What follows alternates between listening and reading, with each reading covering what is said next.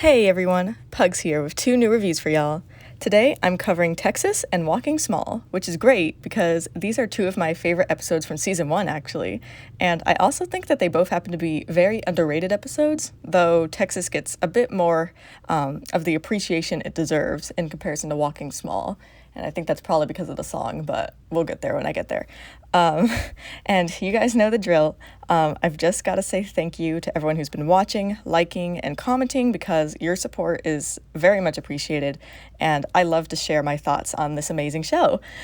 And yeah, so I guess without further ado, let's just get right into it. Texas. So this episode right here is probably one of the most nostalgic episodes for me, period. And as per usual, I don't really know why that is, though I do have an idea actually, so walk with me here because I guess this idea requires a little bit of context.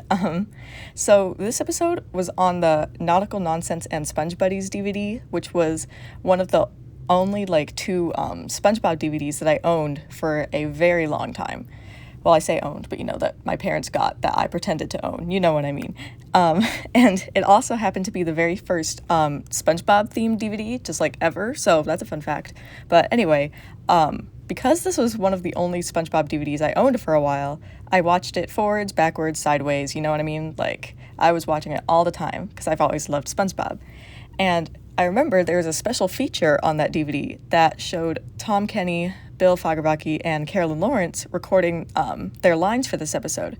So in my childhood free time-induced haze, I definitely looked at that special feature many, many times. So I'm thinking that's probably where my nostalgia for this episode comes from. That's the only source I can really think of.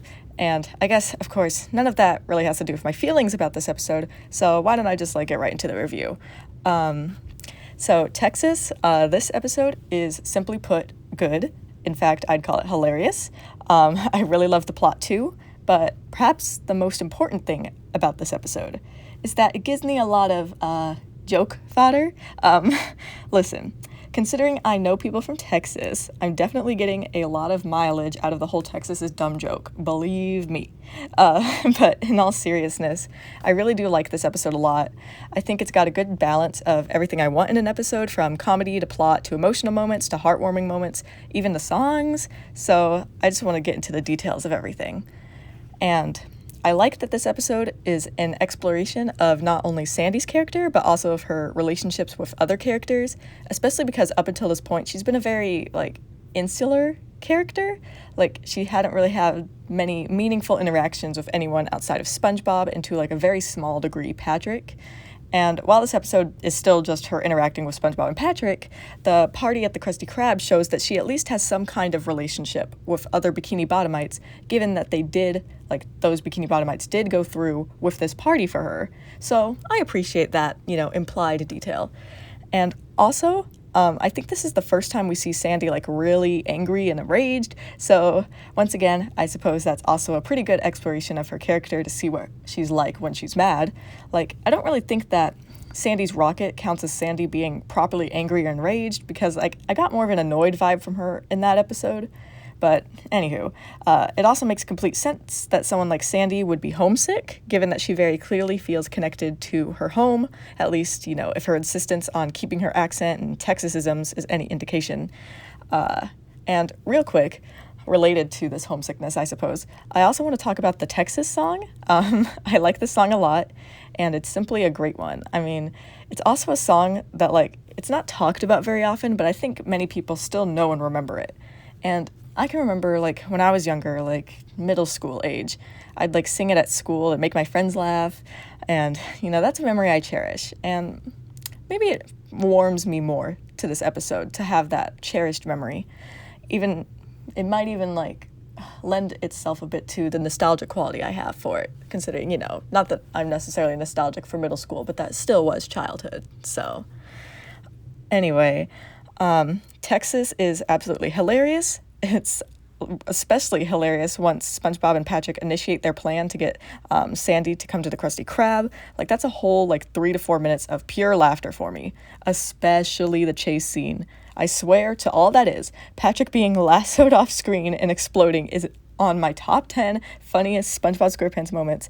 Like, this show's penchant of just like randomly blowing things up is a gag that I always love, will always love. It's hilarious. And the voice acting in this chase scene really just makes the whole thing. Like, the way just like Patrick like screams as he gets pulled away is just amazing. And then SpongeBob, once he hears the explosion, like freaking out. Like, it's so good.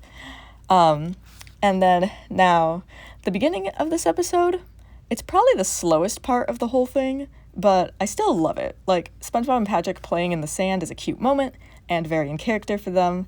And not to mention, it's a nice, interesting setup that gets the ball rolling quickly for this episode. So, really, with that out of the way, like, I have no real problems with this episode at all, and I love it a lot. And that's why Texas is sitting up high in my amazing tier, coming in with a score of 9.4 out of 10. Well, well, well, if it isn't the most underrated episode of Season 1, Walking Small. Yeah, I said it. Okay, this episode is so underrated, and maybe I just like it a lot compared to other people, but whatever the case is, I think this episode deserves a lot more praise than what it's getting. At least, well, I guess it does seem like other people do agree with me that this episode is excellent, but what I really need is for this episode to be recognizable. It needs to be in the front of people's minds, like episodes like Fun or Pizza Delivery, because it's just as good. And just like its sister episode, Texas, this episode is great for witnessing some character explorations and relationships and dynamics between characters. On the forum that I originally wrote this review on, as always linked in the description, someone had said that this episode felt like a sequel to Plankton. And I 100% agree with that assessment, actually. I'd even go so far as to say that Walking Small builds on some of the things that we saw in Fun as well. And honestly, I also think that this episode walked, so the abrasive side, which I believe is an episode from Season 7, could run, but that's a conversation for another day. So SpongeBob in this episode, as is the common story of Season 1, is just absolutely adorable here. First off, stepping on the beach is just great. It's a good establishing character moment, a fun little jingle, and a fun little bit of animation too. And also, short tangent alert, but I'm gonna link this video that always makes me laugh that uses Steppin' on the Beach. It's a mashup of that song and of like Sephiroth's theme from, I don't know, is he from Final Fantasy? Please don't ask me, I literally don't know. I think that's the game. I know absolutely nothing about Final Fantasy. I barely know anything about Sephiroth. I just think that video is hilarious. Anyway, tangent alert over. Back to talking about how SpongeBob was great in this episode. When he tries to learn how to be assertive, this is also just super cute, and his quote-unquote evil laugh is just so adorable. And I also like that this episode takes place at Goo Lagoon, because I think that's a fun episode location. Like, 3 different episodes took place in this place during this season, which I feel like is a lot when you think about how Goo Lagoon kind of stopped being used for a while. I don't know, like, I'm on Season 5 in my written reviews now, and now that I'm thinking about it, like, I don't think I've even mentioned Goo Lagoon in quite a while. I don't think I've mentioned it this season. I don't know, I just feel like it's been a minute. Anyway, to continue our character talk, I also wanted to say that Plankton is also great in this episode. His dramatics about, like, admitting that he's small are hilarious and completely in character for him, because dramatic Plankton is the best Plankton, as Mr. Lawrence knows exactly how to belt him, you know what I mean? Like, when he's screaming. I guess he didn't scream here, but you know. Well, he did scream at the end of the episode, which was also funny. But anyway, I also love that Plankton's evil plot in this episode is literally just real estate and capitalism. You know, at this point, I have to ask the SpongeBob writers, like, are y'all, like, as the children say, based? Oh my god, I hate that word with a passion, but, like, I couldn't think of a euphemism for anti-capitalist, so, yeah. But, like, seriously, like, between this episode and things like Squid on Strike, like, someone somewhere has to be, right? Please. I think that'd be so amazing. Anyway, back to the episode. SpongeBob and Plankton's interactions here are just great, and this is where I see the connections to Plankton and Fun the most, because like these two characters together, it's just amazing. Like, it's a testament to the writing ability of the writers of this show that more than 3 characters can all act as like straight men or foils to SpongeBob's antics, or, you know, as like the moon to SpongeBob's sun, and like they're all done in such varying ways that it never becomes like dull or boring. And honestly, because like Plankton is so dramatic and crazy sometimes, SpongeBob almost acts as like the straight man to him sometimes. And this episode does a great job at showing that, I think. SpongeBob is just so pure and good, and Plankton is just so selfish, and it's great to see these two interact, especially when Plankton isn't necessarily like a card-carrying villain all the time, which is actually one of the reasons I love how modern episodes have these two interact. I just think it's fun to see Plankton be more of like a Squidward type of like grump, while also having no morals and interact with SpongeBob. I just think it's fun. Lastly, I also think that this episode has a really nice ending, with Plankton being completely unable to understand SpongeBob's like endless optimism and kindness, and the wholesome with a side of comeuppance ending of SpongeBob being a volleyball for the beachgoers. Now, I say a side of comeuppance because like SpongeBob did, you know, drive everyone away from the beach, though he did bring them back too. And as the beachgoers use him as a ball, we can tell it causes him a little pain in this like funny ending. So I suppose that's him paying the rest of his penance for his actions here. So bringing it all together, I truly don't have any issues with Walking Small, like, at all. I kind of went into specifics with my review today, but like this episode is just like really funny in general, and I like everything that we see here. It's never slow, it's never boring for me, and even with the whole like season 1 flair, it like those feelings just don't come up. So with all of that said, Walking Small sits in my amazing tier, coming in with an impressive score of 9.5 out of 10. As always, I'll be ending this review with some closing thoughts of mine. These were perhaps some of my favorite reviews to record so far. Like, they just feel higher quality than usual. And maybe it's because I just like love these episodes a lot, and spoiler alert, they're in my top 5 of season 1, and I just love raving about the things I love. Like, why do you think I'm doing these videos every week in the first place?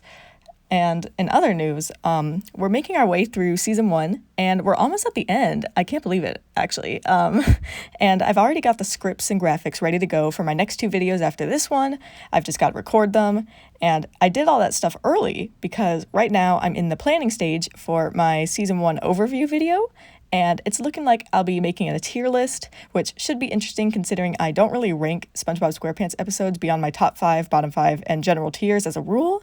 But I think that a tier list would be a fun way to kind of recap what I've been saying all season, you know, remind people what my previous episode ratings were, you know, stuff like that. And after I finish the tier list, I'll like close with, you know, fun stuff like my average episode rating, just, you know, for stats for the season, and my general thoughts on season 1, because I have a lot of them, because season 1's just, it's a very interesting season. So that video will hopefully come out, you know, at a normal time, you know, on a Saturday or a Wednesday like usual. And, you know, that's just banking on the fact that I'm able to find a time to record and have like no technical issues, because making a tier list video is a bit different than, you know, what I normally do. But yeah, I guess that's just what's to come, and I wanted to share that, and I'll probably talk a little bit about it in my next video as well, just because I usually record them around the same time. But yeah, so that's all I've got for you guys today, and I'll see you guys in the next review.